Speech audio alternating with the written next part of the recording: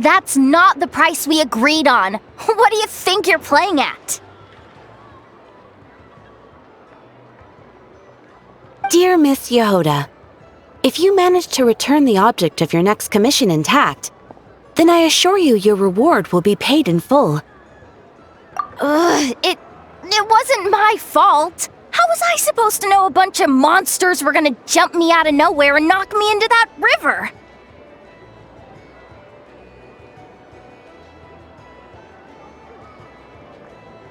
Might I also ask that you don't spread so much misinformation to our clients when you're escorting them in the future?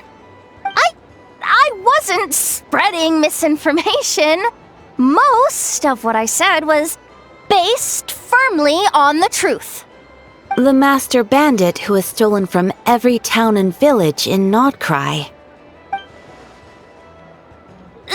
That was just me trying to sound cool. No one told me the client was from the Fontaine Guards. She wouldn't stop questioning me the whole way. That woman takes herself too seriously. No sense of humor at all. I can't believe she asked the guild to revoke my membership. The fixer who protects all of Nasha Town.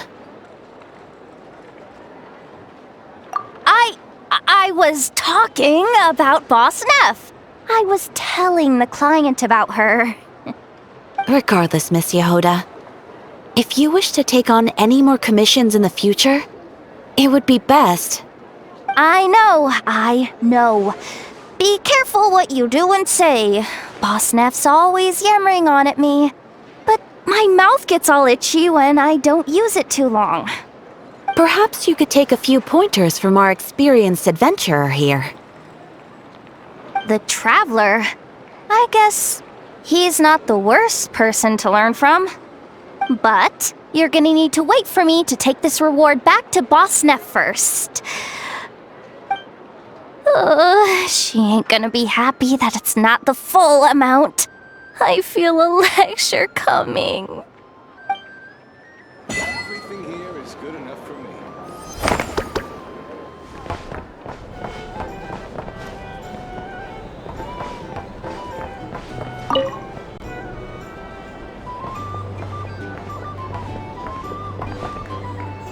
Hey, if it isn't the Traveler! Didn't expect to see you here. This surprise meeting is pretty sick. I should spin it into a tune right here. I sure am. Having a ball, to be honest. Fun is where the inspiration lies. Most of my songs might be about rebellion and breaking down prejudices and all that, but that doesn't mean I have to beat a serious rhythm all the time. Too much of a downer really ruins the feel of a song. You gotta keep it bright sometimes, you know? You gotta relax and recharge. That way, you'll be ready to kill it when it's time to perform. I guess I'm hoping for some sort of unexpected breakthrough? I've been so focused on writing new material, but everything I come up with feels old and stale. I need something new. So I decided to take a holiday to try escaping this prison I've built for myself. My last stop was Fontaine, where I saw a magazine with some photos of Nod-Krai. It got my creative juices flowing, and I was itching to find out more. Well, after looking into it, it turns out the whole atmosphere and way of thinking out here are like nothing I've encountered before. There's some group called the Frost Moon Scions who lean into some pretty far-out instrumentation. So I was thinking, maybe I could take some inspiration from the local folk scene and incorporate it into my own music. Sure! I want to try adding a few flutes and keys, plus some of the more out-there melodic phrasing. Obviously, I can't just flip genres completely. Still gotta keep the core lyrical and musical themes intact. Anyway, when I got to Nasha Town, I bumped my guitar case on some corrugated iron, and it made this really funky sound. I got this sudden flash of inspiration. I shouldn't just be looking for new instruments to improve my music. I should be trying to enhance my guitar's timbre too.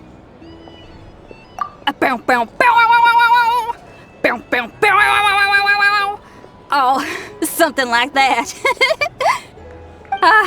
It's kind of hard to replicate a guitar with your voice, you know? Basically, I'm going for something punchy, compact, clean, and absolutely savage. If I can modify my guitar's acoustics, ramp up the compression, and add a second sound hole to boost the lower end frequencies, oh, I think I can get a sharper, more metallic sound. Thanks for the support. Oh man, my motivation's like a double bass drum going at 200 BPM right now. Give me a bit to play around with this and hammer out the kinks. I'll invite you to the official unveiling of my breakthrough sound soon enough.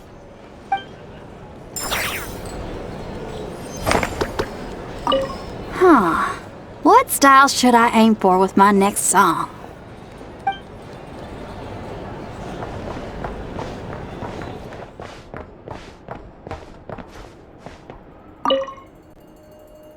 The people of the academia may be clever, but those clever people simply can't stop themselves from doing stupid things. Thank you, most eminent Lord Sangama Bey, for improving my mood for the whole morning once more. Ah, and this bottle of wine from Sumeru. Its exquisite flavor is well worth the price. As long as you like it. Next month, I'll be sure to have my subordinates deliver more. Please don't like it, please don't like it! This bottle is so wallet-smashingly expensive, I wouldn't have bought it if I didn't absolutely have to pave the way for our future collaborations! One jug of wine's enough for today. Just put this round on my tab and we'll settle it at the end of the month. Oh, and don't include Yehoda's secret snack order. She's footing that bill herself. I know Dory's spent a lot of money trying to get a deal from me. I shan't say no to free drinks, but perhaps it'd be best to leave her some room to wiggle. No problem. I'll send the bill over in a few days. Am I going crazy? Why is Never being so straightforward this time? Don't dwell on it, Dory. Just focus on getting the deal first. Why so hasty? Please, after all the trust I've placed in you, surely it's unbecoming to fleece a fellow countrywoman over a simple drink? Dory, oh Dory, the deal is yours, but the money? Oh, we're going to split it. Oh, come now. Even sisters need to settle accounts clearly. Let's put the mora on the table first, so we don't run into trouble down the line. I don't like that look she's giving me. She wants a cut of the deal, doesn't she? That's going to be a pain. How much should I let her have? Just some hometown gossip. You're welcome to join us if you'd like. However, nothing we've discussed prior has been particularly interesting. Mostly more of the same. But really, I must know, Miss Dory, why did you want to get involved in that fiasco at the academia? It's a simple feat to lift a sleeping serpent from its nest, but what happens when it wakes up? Had you no fear of getting bitten? She just won't stop! Why is she bringing this up again? I already answered this question! Wait, now that the Traveler's here, could she be using this information to exchange for some favors down the line? Oh, well, the Traveler's the one listening in. What harm could that do? May as well help our personal relationship along, even if it costs me a secret or two. Why, business, of course. Sometimes you just need to learn how to wrangle snakes. That fiasco gave me one of the biggest orders of my entire career. Oh, fascinating. So, did you profit from it all? I heard that after Azar fell, a certain group of cowards fled Sumeru. That must have played havoc on your trade routes, with no small amount of goods lost in the process. Right, and a sizable sum of mora, too. But that's just life as a merchant. You win some, you lose some. Even big losses are small problems. With money, more helping hands can be found and more goods purchased. But I had to retain the ability to do business in Sumeru. Much like Genius Invocation TCG, then? It doesn't matter if you win or lose or how many cards you have in your hand. Retaining the right to sit at the table and play is a victory in its own right. That's right. As long as I can still do business, I can recoup my losses eventually. But I'll never leave the card table I sit at. Sumeru, that is. If I did, I'd really be left with nothing. My. I didn't know you loved your homeland so much. Well, I love Mora, and I'm the best at earning Mora in Sumeru. Your senses are certainly sharp when it comes to business, Miss Dory. Even now you prove yourself worthy of the title you claim. And those cowards who fled will never be able to play at your table ever again.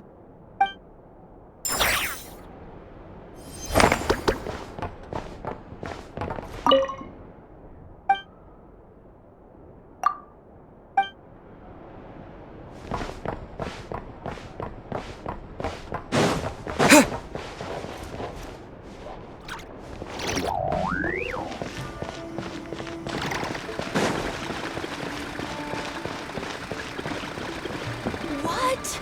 Another bad one? Yes, that'll do. Just a quick and simple cleanup job. Ah, little one, you're just in time.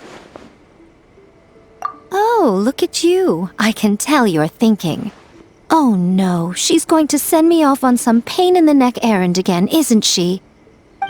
Don't worry. I was just going to say that we finished renovating the shrine and are preparing to roll out a brand new service.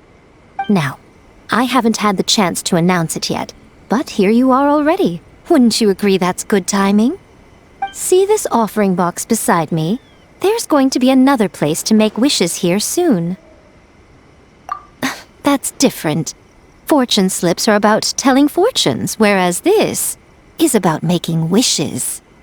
Now then, close your eyes, make a wish, write it down on a prayer plaque, then hang it up on this rack here, and maybe your wish will come true. Of course, but as for which wishes come true, that is up to the gods who watch over us all. Powerless Guji that I am, I can only help you in mortal matters.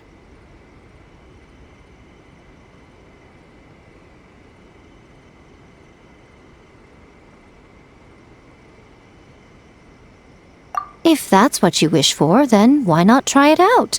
Here, take this fortune paper. It's left over from writing fortune slips. You can have it. Try writing your wish there. That might make it more likely to come true. When have I ever lied to you? Hurry up now, little one. It's time to make your wish. Remember to write your wish on the fortune paper, then stick it to the prayer plaque and hang it on the rack. After that, your wish will be made. Yes, nice and solemn. Very good. All right, little one, back to business with you. Remember to keep your ears pricked and your eyes open. After all, the person you wish to meet might just be sitting at some noodle stand, having themselves a lovely bowl. And bring me back one while you're at it.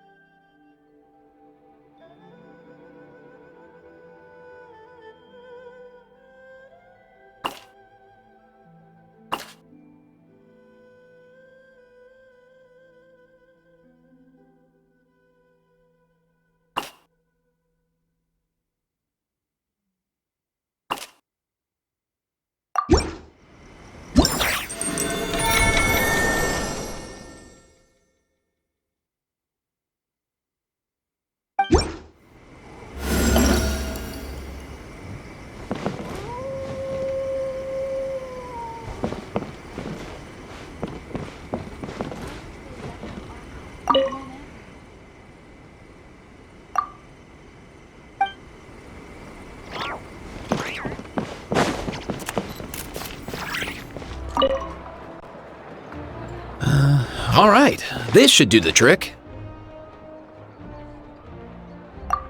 Sharp eye, traveler.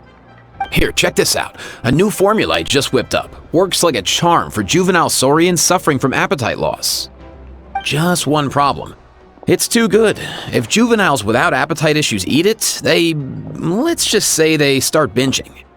Case in point, a few days ago, Kakuku swiped 2 tablets while I wasn't looking, and... Still got room for seconds, bro! Looks like the flavor profile needs a tweak. Otherwise, Natlan's gonna have a juvenile saurian obesity epidemic shortly. Oof. No way, bro!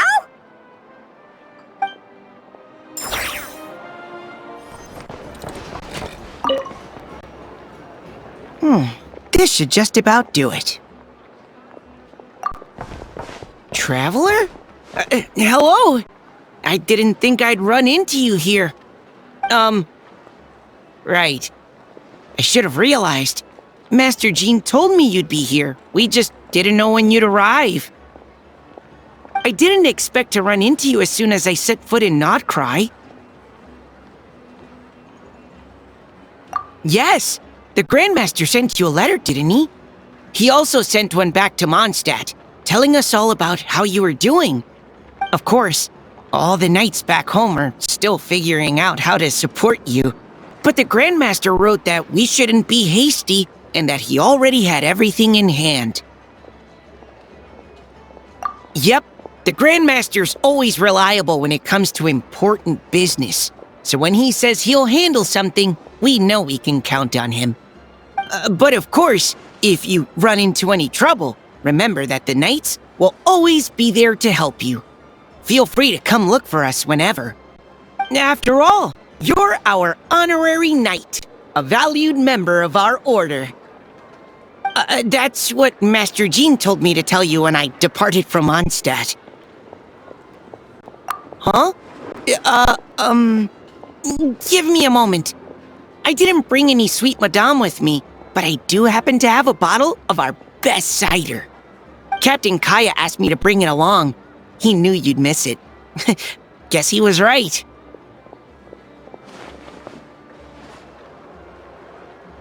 Okay, I need a minute. I put it in my backpack and wrapped it in clothes. Oh, here it is. Go on. Have a taste.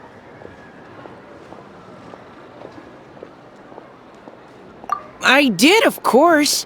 When I was leaving, the Grandmaster specifically asked me to bring some bottles of our very best dandelion wine for him. At first, Master Jean protested that my main objective on this long journey was to deliver letters to Nod-Krai, and she'd rather I not overload my luggage. She said someone else could transport it later. But after giving it much thought, I packed 2 bottles of wine for the Grandmaster anyway. Otherwise, he'd be talking my ear off about how wonderful dandelion wine is while waiting for it to get delivered. Oh, right. If you crave fresh sweet madames and steak, do come back and visit the Knights of Favonius' headquarters when you're free. That was what Amber wanted me to tell you. And that's all the messages I have for you. I should get going. Farewell, honorary knight.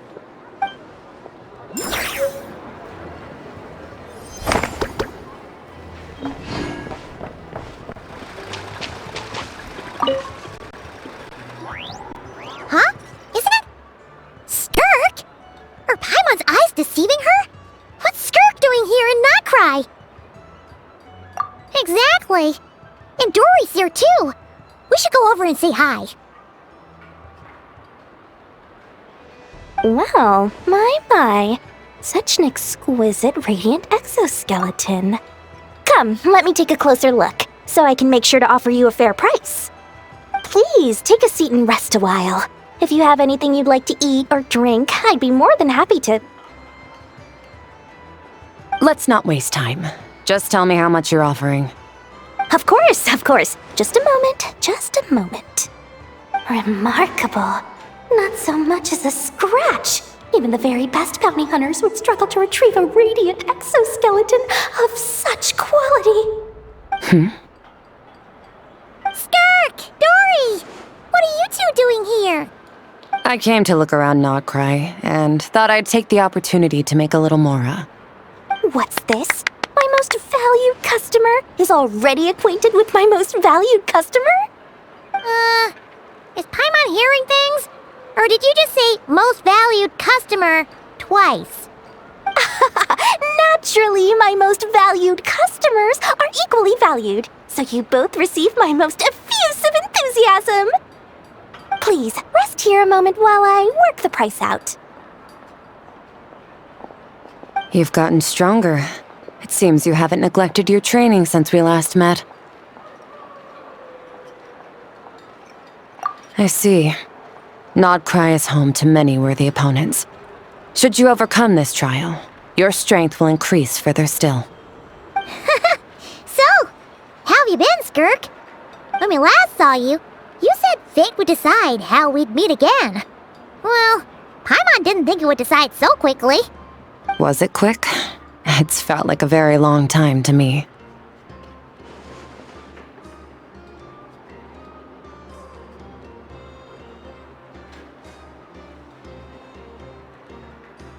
My life will experience little change until a true turning point arrives. But as for you, you are at a pivotal point in your journey. Have care. Victory and defeat are seldom long-lived. Excuse me, dear customer. After careful consideration, I'm prepared to offer you 6 million mora for these radiant exoskeletons. I assure you that this is the fairest possible price. While you might be able to sell a single item for 700,000 or so, when it comes to buying in bulk... I'll take half of that in cash. I won't be staying long, so there's no point carrying around more money than I need. As for the other half, give it to these two in the form of food or supplies. You should have plenty of both in your stores. Of course. I can see my most valued customers enjoy a very close relationship. Here's your mora. Please, do stop by again. I'll be going then. Until next time. Huh? Won't you stay for a chat? Oh, she's gone again. That's Skirk. That's just how she is, sweeping in and out like a sudden gust of wind. I'm used to it by now. Hey, that reminds Paimon. You haven't forgotten her somehow? Even though you've done lots of business together before? What's the deal with that? Huh? What do you mean? The all-knowing Lord Sangama Bay keeps every customer near and dear to her heart. Fine, if you must know, she's not really my customer, but rather a guest of Miss Alice, my supplier. Miss Alice introduced her to me, and now she drops by from time to time to do business. She's the perfect customer. She always brings quality goods and doesn't care too much about the price. Whoa! That's one suspicious-looking grin. You're not ripping her off, are you? Ridiculous! A strong, mysterious customer like that who brings me valuable items? I practically worship the ground she walks on. Dory's Divine Bazaar is a fair and reputable business. Now, I promised I'd supply you with food, so it's about time I start hunting for ingredients. 3 million mora. What can I find that's worth 3 million mora? It looks like I'm going to have to dig out something very special indeed.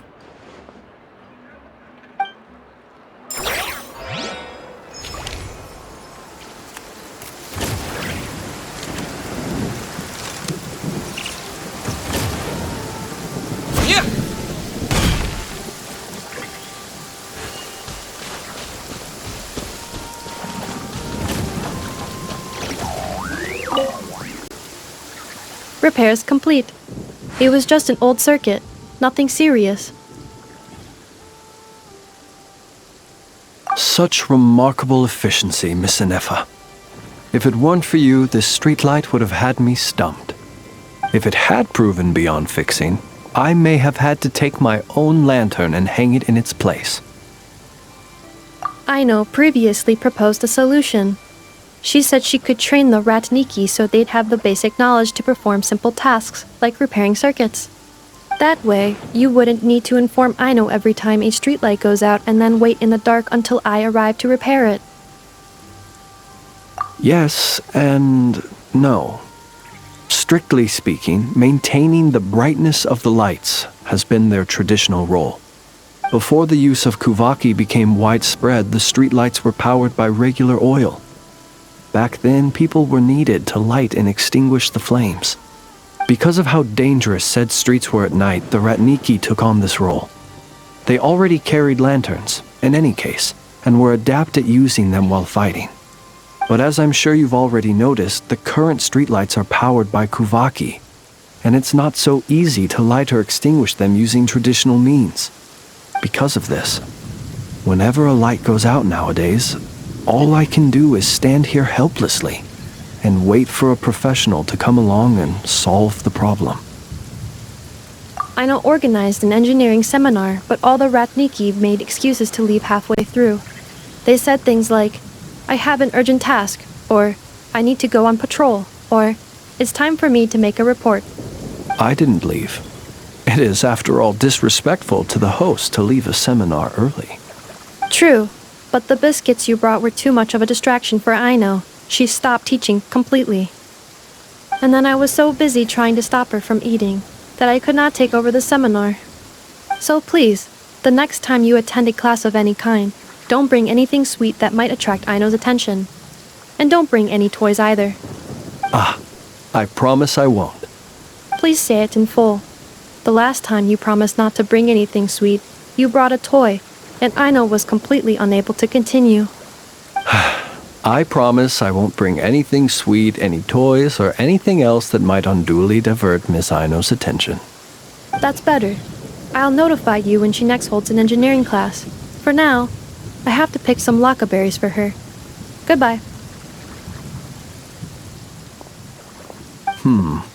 Traveler, do you know of anything else besides sweet treats, toys, and small fluffy animals that might keep Miss Aino quiet for a while?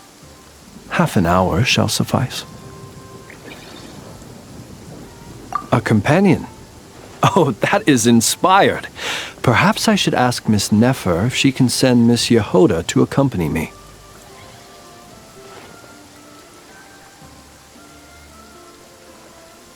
Naturally. The only reason I wish to ask Miss Yehoda to attend is that if I am to swim in the great ocean of knowledge, I'd very much like someone else to enjoy Miss Aino's educational ablutions. Considering the strength of Miss Yehoda's relationship with the two of you, I believe she would be the perfect candidate to go with me.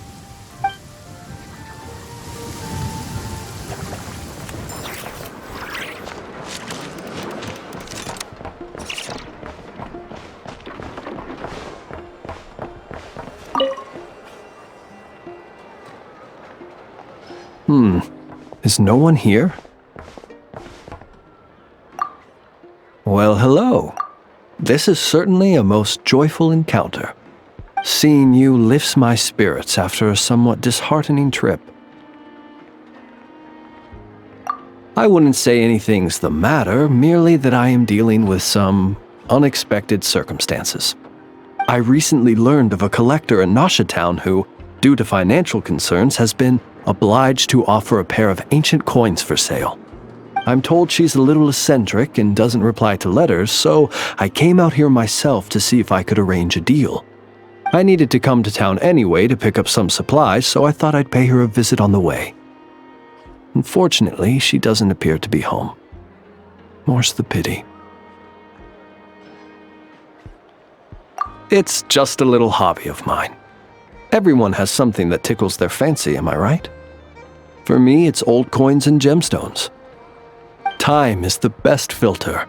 Anything that can make it through the sieve of time is almost guaranteed to be of good quality.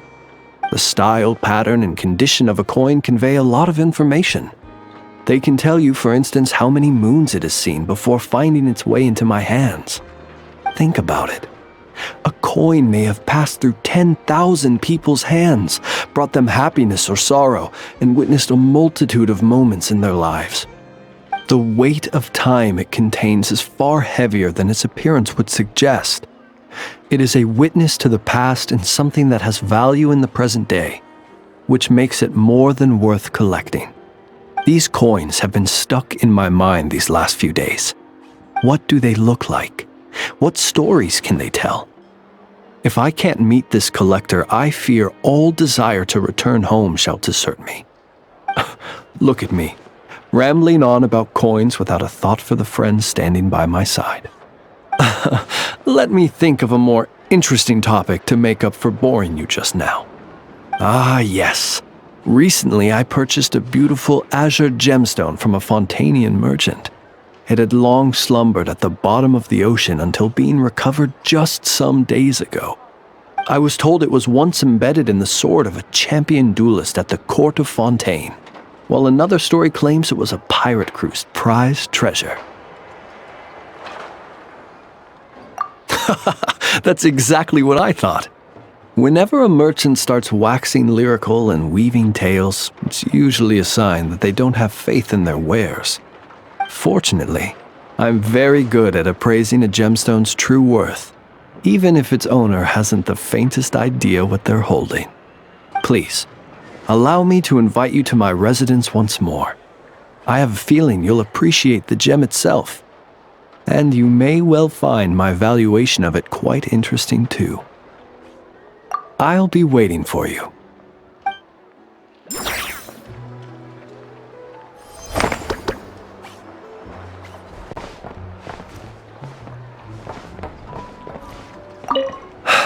This collector must be a busy person indeed.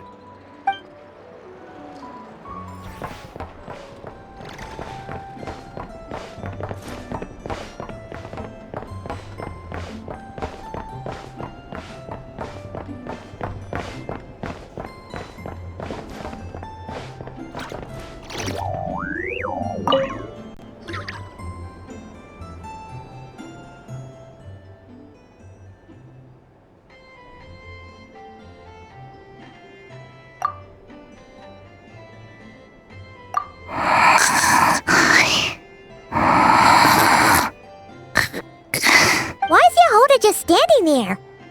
And she's asleep? Hey, what's going on here? Paimon feels like it's a bad idea for us to leave. Maybe we should ask Aino for help. Keyword detected. Meditative state suspended.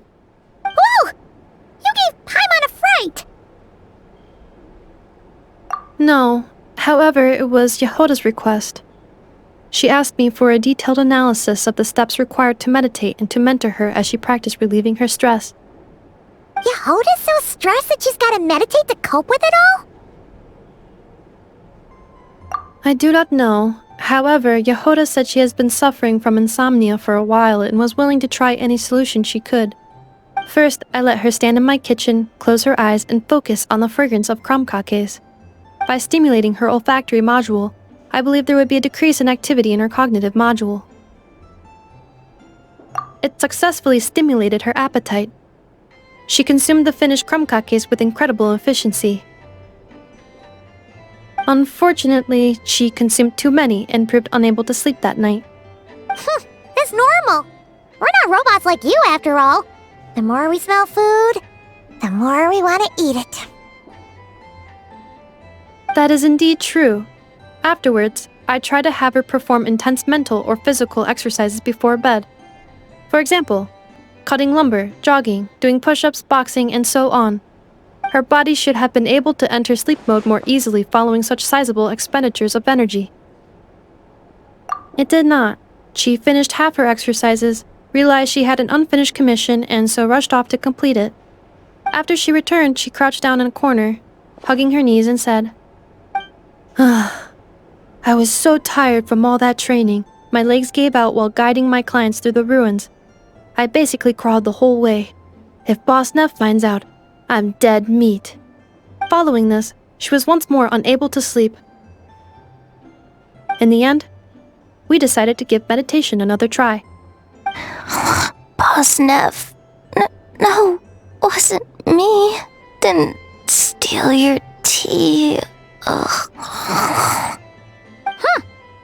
Seems like the meditation was pretty effective. Yehoda's fast asleep. I do not think Yehoda's sleep is related to her meditation. First of all, the meditation steps I analyzed are not suitable for her.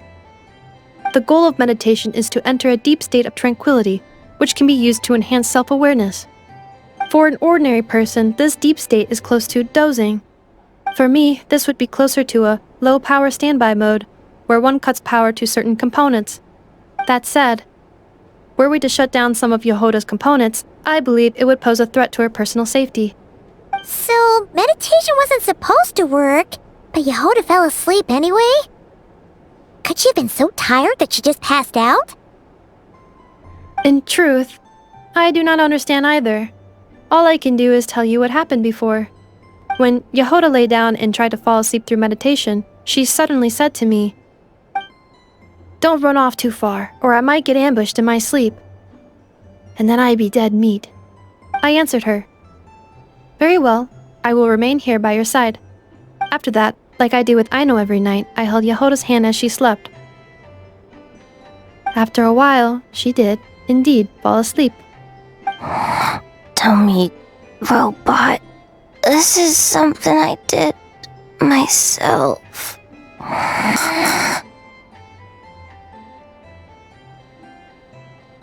Yes.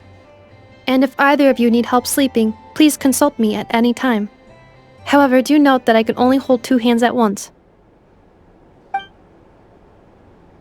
Oh, by the way, I have leftover krumkaki bolts from the batch I made earlier. I gave one to Yehoda. You can have the other. Goodbye. I hope you have sweet dreams tonight.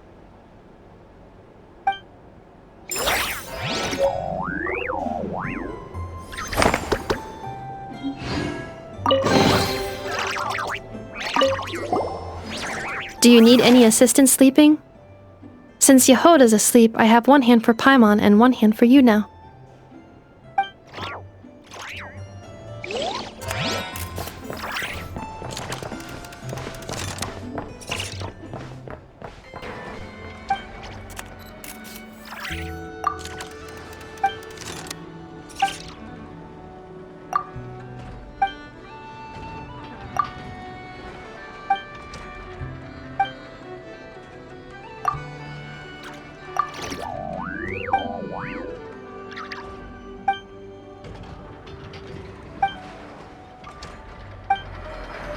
Save me.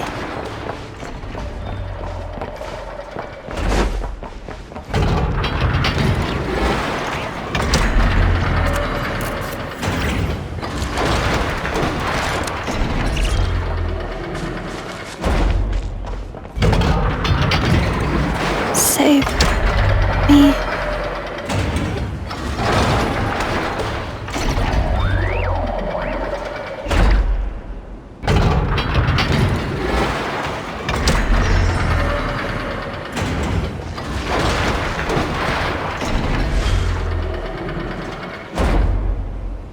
Save me.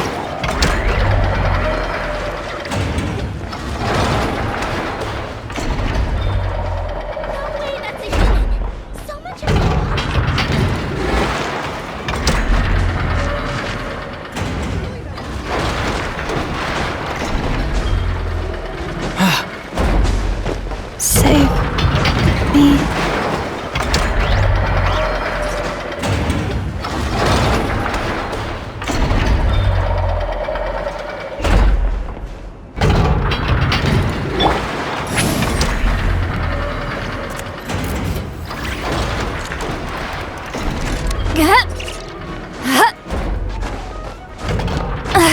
I'm tired already.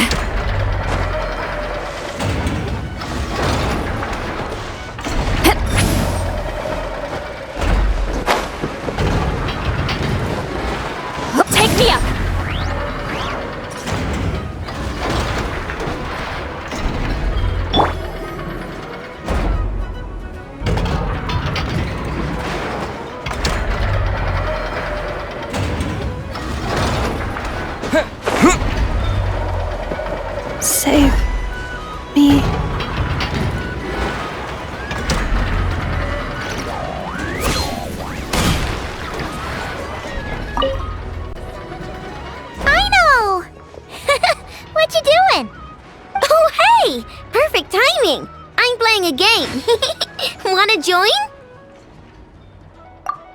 No, she did. She loves playing with me. Then where is she? Here. Save me. This is Anefa's favorite game. Cling Clang, I know, takes flight. She says it helps expand her horizons and exercise her joints. But she's calling for help. Oh, that's just for fun. Here, watch this. Anefa, time to go home. No. I want to keep playing. Save me.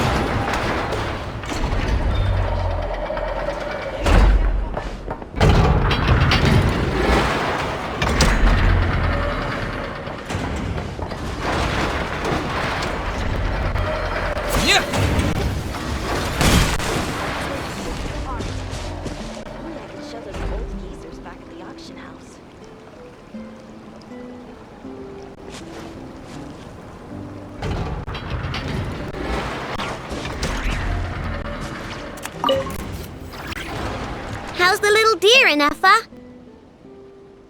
Its wounds are beginning to heal. Condition? Stable. So, that dog's medicine worked after all. Is it still in pain? Pain is unavoidable. However, it will surely recover soon.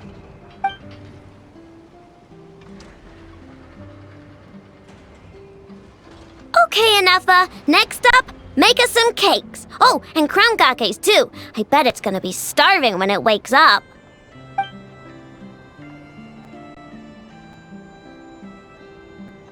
You are speaking on your behalf, I know, not the deer's. But rest assured, I have a recipe for animal food, which I will prepare shortly. You cannot consume food meant for animals, I know. Hey, I wasn't thinking about stealing a sick deer's lunch, okay? We are. We encountered this deer under a cliff. It appeared to have fallen to the bottom of the cliff and it was badly injured. Therefore, we brought it to a town to visit a doctor. We also acquired medicine for it. Our current plan is to care for the deer until its wounds heal. Afterwards, we will bring it to a nearby forest before returning it to its herd.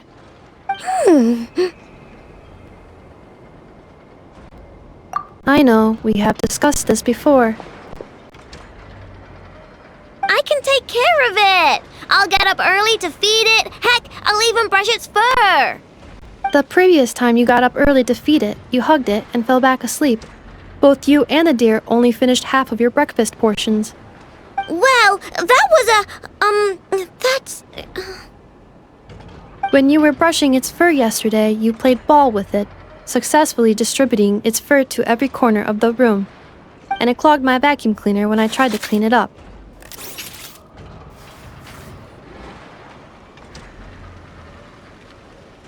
I just couldn't help playing with it. Fine. I'm sorry, I guess. But even if you say all that, No, I want to keep it as a pet. I'm already used to waking up early, giving it water, brushing its fur, then playing with it. If it suddenly leaves, I'll have trouble adjusting. The deer will too.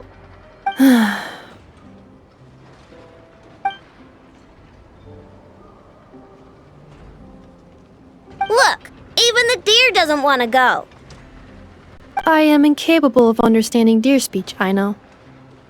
Well, just look at it. Haven't you heard actions speak louder than words? It loves me this much. If only the deer could talk. It could do all the persuading then.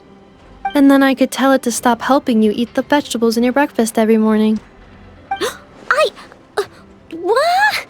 Anefa, how'd you know?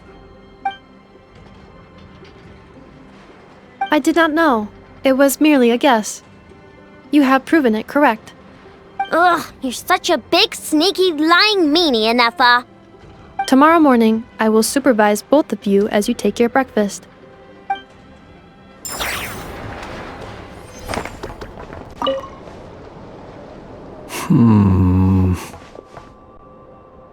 There is indeed quite a lot. After accounting for daily necessities and emergency supplies, there's still enough to set aside in case of sudden visits from my colleagues. After all, my personal requirements are modest. It would be a waste not to save the excess and use it to help others in need. Lamp oil, candles, leather, paper, and pens. Oh, and a few bottles of strong liquor, and some emergency food, of course. Judging by your expression, I can tell you're wondering. What emergency food did you buy? Exactly. These supplies need to stand the test of time, so all of this food has undergone special processing. I assure you, unless you're on the brink of starvation, you don't want to try it. The cured meat, for example, is as tough as tree bark, and the biscuits taste like tossed-out newspaper. Even if you soak them in milk or vegetable soup, the best you could hope for is soggy newspaper. Well, there are times when one has no other choice. I've tried to extract nutrients from this food before. Well, eat might not be the best word to use. I have a somewhat more efficient method. Here, I'll show you. I suppose you could call it cooking with fire.